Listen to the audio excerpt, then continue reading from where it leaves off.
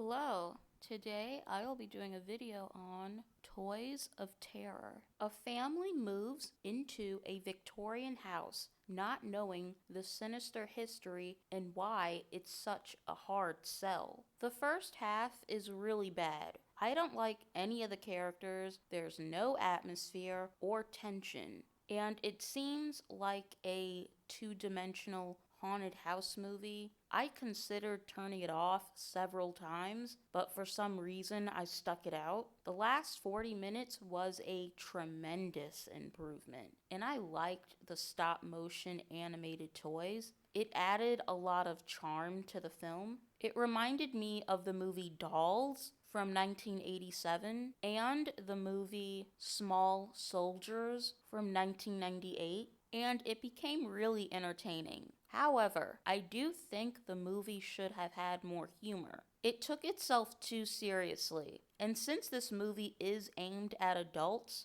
adults are not going to be afraid of this because it does have a lot of silly things in it. Going back to the toys, the way they present them could easily be played up for comedy because it looks ridiculous and only a small child would be afraid. But again, this is for adults, so you need something like comedy to make them invested. The movie should have let itself have some fun and not take itself so seriously. You could also mix in some heartfelt moments as well. Like there's this one scene where the mom is afraid the dad is going to get into a car wreck because of the bad weather. That could easily be played up for drama if they wanted to have some seriousness added, but overall it needed humor. It needed to have some fun. This had a lot of great things about it that deserved to be in a better movie. This needed a serious rewrite and better pacing and plot development. A lot of elements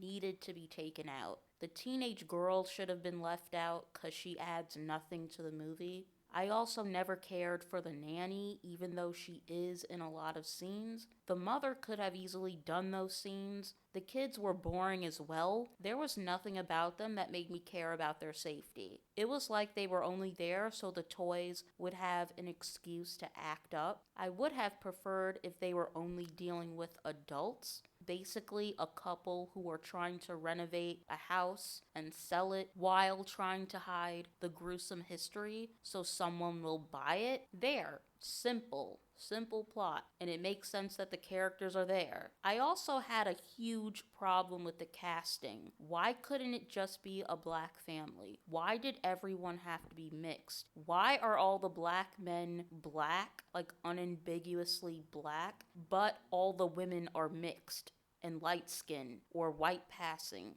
I thought this was very sexist and colorist. In conclusion, I give this a 3 out of 10 because of the few things that I did like in the last half. But at the end of the day, it's not a good movie. There was potential. Maybe the creators can learn from their mistakes.